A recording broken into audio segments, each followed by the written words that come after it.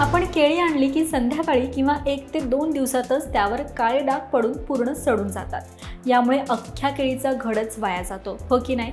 मात्र अशा वेळी केळी भरपूर दिवस चांगली फ्रेश आणि टेस्टी ठेवण्यासाठी काय करावं हेच आजच्या व्हिडिओत आपण जाणून घेऊयात। नंबर 1, खूप लोकांना वाटतं की फ्रीजमध्ये ठेवून आपण केळी दीर्घकाळ ताजी ठेवू शकतो, पण हे चुकीचं आहे। फ्रीजमध्ये केळी ठेवल्यानं ती लवकर काळी पडतात आणि त्यांची चव देखील खराब होते। थंड तापमानामुळे केळीची पिकण्याची प्रक्रिया थांबते, मात्र त्यांची बाह्य त्वचा लवकर खराब होते। त्यामुळे केळी नेहमी खोलीच्या तापमानात ठेवा, जिथे त्यांना योग्य वातावरण मिळेल आणि ती ताजी राहतील। नंबर 2, केळीची देठं ॲल्युमिनियम फॉईल किंवा प्लास्टिकच्या पिशवी किंवा शीटनं गुंडाळा। केळी पिकताना त्यांच्या देठातून इथिलीन नावाचा वायू बाहेर येतो, जो पिकण्याच्या प्रक्रियेला गती देतो। देठ प्लास्टिकमध्ये गुंडाळल्यानं हा वायू बाहेर पडू शकत नाही आणि त्यामुळे केळी दीर्घकाळ ताजी राहतात। या साध्या उपायामुळे केळीचं पिकणं कमी होतं आणि तुम्हाला जास्त दिवस फ्रेश केळी मिळतात।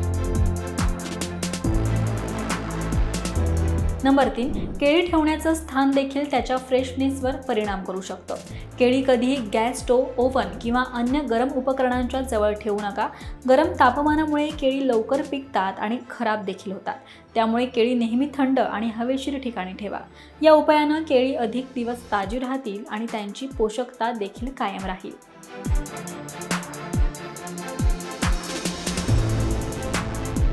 नंबर 4, केळी आणि इतर फळे एकत्र ठेवणं टाळा। इतर फळांमुळे देखील इथिलीन वायू बाहेर पडतो, जो केळींची पिकण्याची प्रक्रिया जलद करतो। म्हणून केळी नेहमी स्वतंत्र बाउलमध्ये ठेवा। यामुळे केळी इतर फळांच्या संपर्कात येणार नाहीत आणि त्यांचा फ्रेशनेस कायम राहील। हा एक साधा उपाय असूनही त्याचा परिणाम खूप प्रभावी आहे।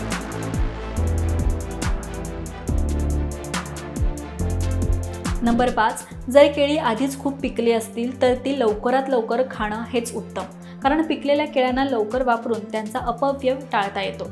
तसेच पिकलेली केळी लवकर खाल्ल्यानं त्यांच्यातून पोषण मिळतं आणि अपचन, गॅस किंवा अन्य आरोग्याच्या समस्या टाळता येतात। तर पुढच्या वेळी केळी विकत आणल्यावर हे सोपे उपाय नक्की करून पहा आणि फ्रेश केळी खा। त्याचबरोबर ही माहिती तुम्हाला कशी वाटली हे कमेंट करून नक्कीच सांगा। पाहत रहा महाराष्ट्र टाइम्स। धन्यवाद।